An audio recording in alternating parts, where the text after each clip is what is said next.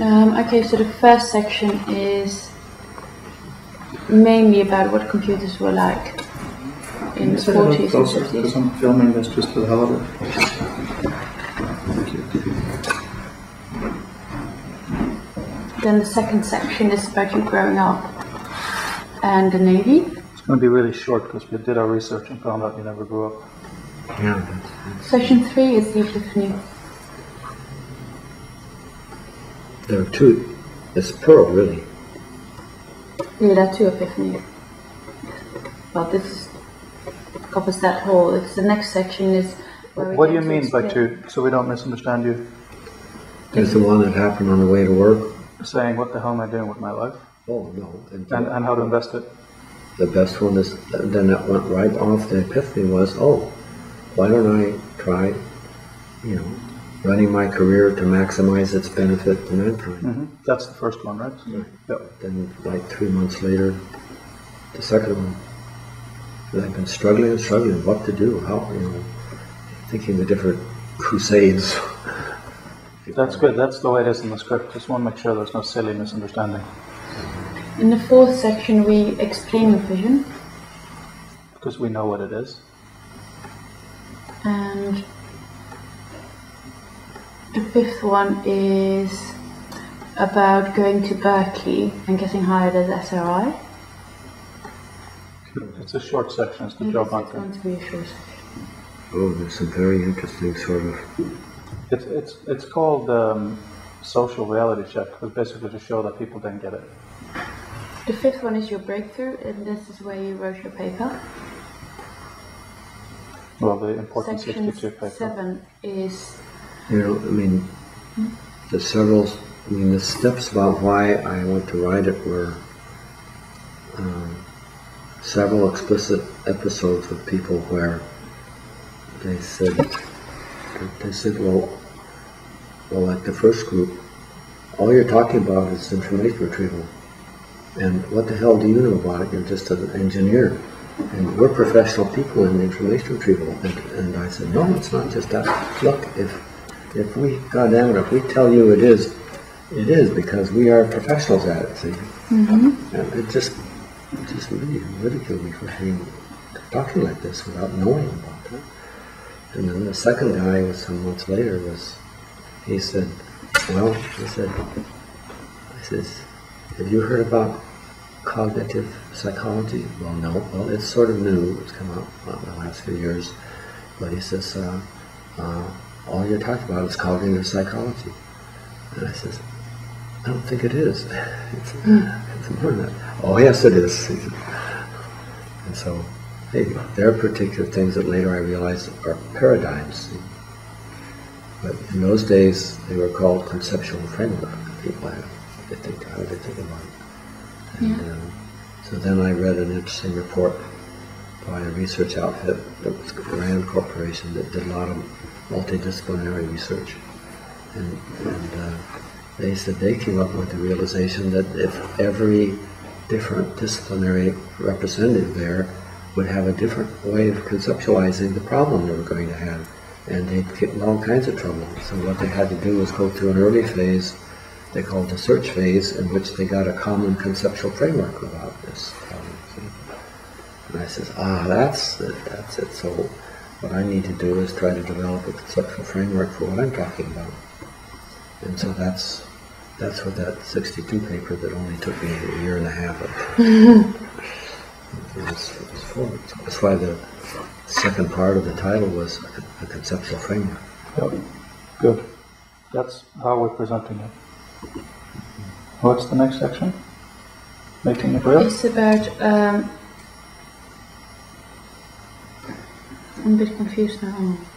What did I just do? Did you hit the delete everything on my computer button?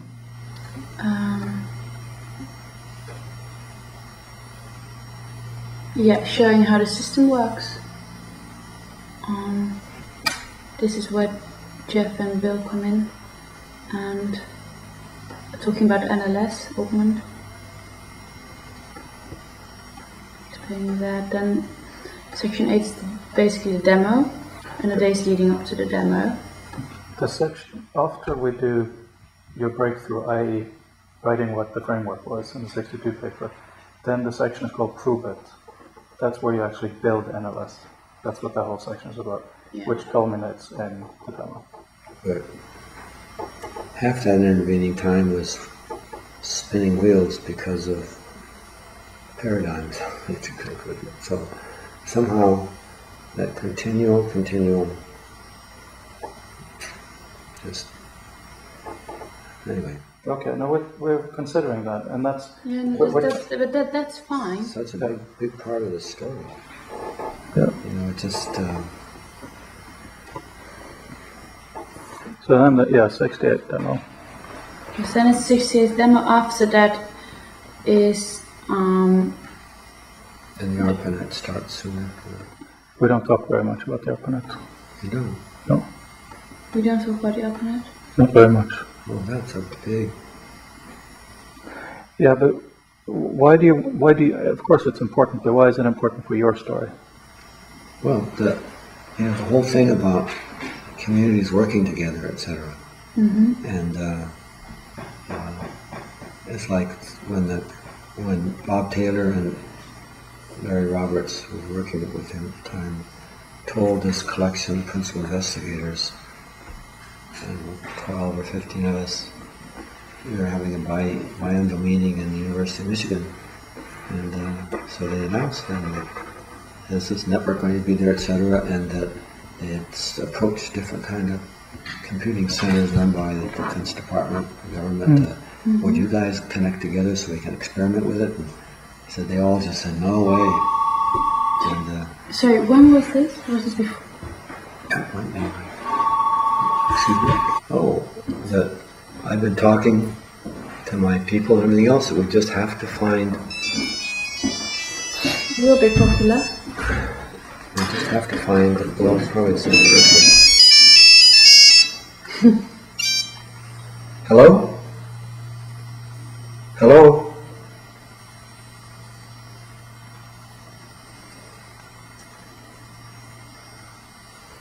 What phone have you got?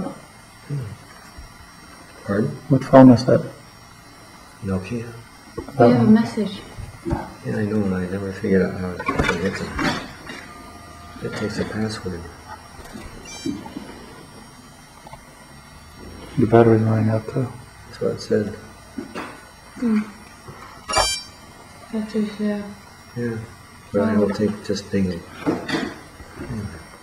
See, my phone is much better than yours because when I have a phone call, it doesn't ring.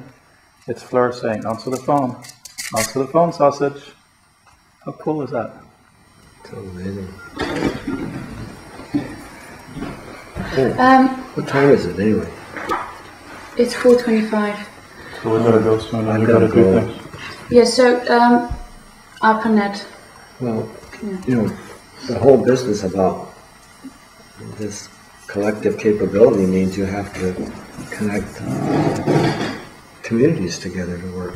So we've been exploring and working with our group working together, but that was just a start. And so the network would let us be able to connect communities. And but sitting there listening to the reaction of these other guys to this proposal of going to connecting them, and well, the idea was not in those days at all about connecting you to think and work together. It was that if you had data on your machine that I could use, you could pull it over, or if you had a process that I could use, or I could, you know. And so here's what I heard: two guys, you know, they all very, very proud of what they could do, etc. So it turned and says, well, what do you have on your machine that I could use? And put it up front because he's got the most important machine there. So anyway, he turns around and says, well, don't you read my reports? And he knows damn well the other guy doesn't. The other guy said, you send them to me? He knows that, well, this guy doesn't know where he sends them. And they both realize that they're talking to such bright guys they never win that battle. So they both turn, as everyone did soon, to Bob Taylor and Larry Roberts and says, who's going to keep up a data base for us so that we can learn about what facilities on what machines we could use? And it was just strange. Both Taylor and Robert looked at each other and just, they've got one secretary, 2 people in the office, and they hadn't thought about that. So that for me, that was something I was thinking about doing. I said, well, I could run an online information center for the network. That's kind of our sort of thing. Oh, phew. So anyway, so we were running that. And that's why they were the UCLA was the guy that had done the most thinking research about the basic technologies of the network, and so they connected UCLA and my machine together, the first 2. But then the whole thing, by 74 it was working well enough that then I did this big move of getting another server machine set up and starting to sell our services to other users of the ARPANET around so that they could do their email and do their organizational work and documentation and all that. And that was a huge step for us along our way. Okay, good. I'm glad we went through the script to find out missing emphasis like this. Then after the demo, we have the crash, where the rest of the world decides everything has to be really easy. That we skip past. It's not very important. What crash you want? About the rest of the world ignoring you and thinking that things have to be really easy. Oh, that came in the later, in the 75, 76, 77 area. Okay. Probably hit a peak in 77 by just cutting out our support. Who were the people who cut the last support? Yeah, DARPA people. Was Larry Roberts one of the people who actually was in charge of funding then? He was at Xerox PARC by then, right? No, Larry, I don't think he ever was at Xerox. He was. Bob Taylor. I said Larry Roberts. I always get the names confused. I mean Bob Taylor. Yeah. Was he what? When it came to your funding disappearing, he had nothing directly to do with I that. don't know. He'd left ARPA. Yeah. Right. Just want to double check. Here's a cool thing. Listen. I find it really annoying. Yep, that's the wrong one. Hang on. Eric. Yeah, this is the right one.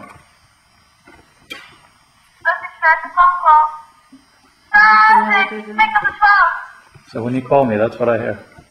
It's very embarrassing. Annoying, yeah. Whose voice is that? It's a great question. Anyway, I've got to go.